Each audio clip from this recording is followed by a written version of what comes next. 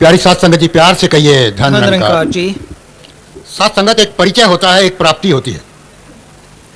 ज्ञान से परिचय होता है परमात्मा का, प्राप्ति सत्संग से होती है। जब तक सत्संग नहीं करेंगे तब तक प्राप्ति नहीं हो सकती। और आओ जरा देखें, परिचय हमें हो गया है। परमात्मा सत्य चित्त आनंद है, ये इसका परिचय है। काम क्या है परमात्मा का? सर्जन करता है, लेकिन जिसका सर्जन करता है उसके प्रति मोह नहीं रखता।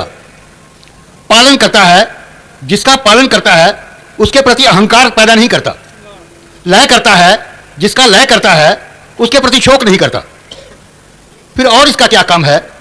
जो इसके शरणागत हो जाता है उसका आदि व्याधि उपाधि तीनों रोग खत्म कर देता है। आदि क्या होती है? जिन चीजों का अभाव होता है, अभाव के कारण इंसान बहुत दुखी होता है।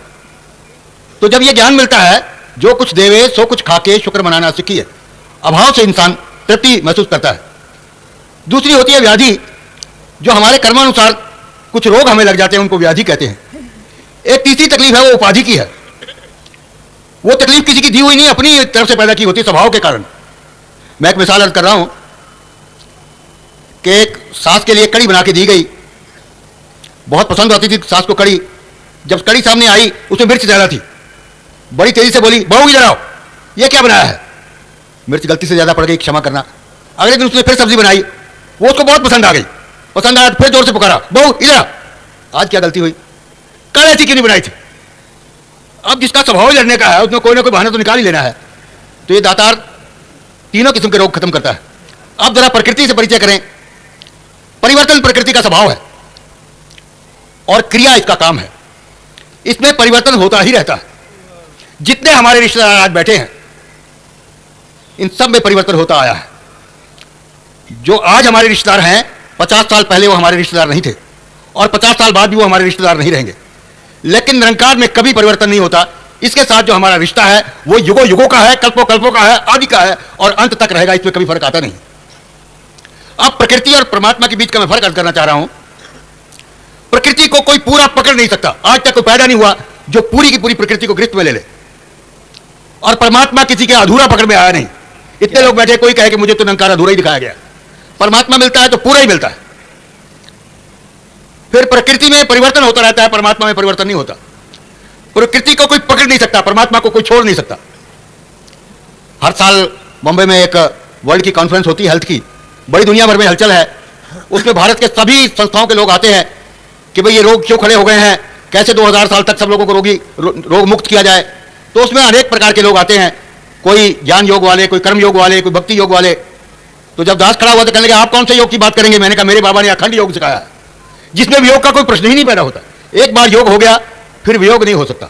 मौत से भी आप कभी ना कभी छुटकारा पालेंगे, कभी ना कभी, देर सवेर। पर इस निरंकार से कभी छुटकारा नहीं हो सकता। जन्म जन्म नहीं हो सकता, और जन्मों जन्मों के बाद भी नहीं होगा। ये ऐसा अखंड योग है।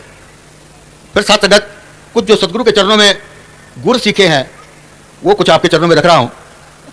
कोई आदमी शोक नहीं चाहता, पर सदगुरु कहता आपको शोक लग नहीं सकता। आप मोह छोड़ दें, आप शोक को ढूंढते ही रह जाएंगे, कहां गया। कोई हमारा दुश्मन नहीं है। अपने कातिल आप हैं, अपने मसीहा आप हैं। जहर भी रखते हैं हम, अक्सीर भी रखते हैं हम। क्या बात?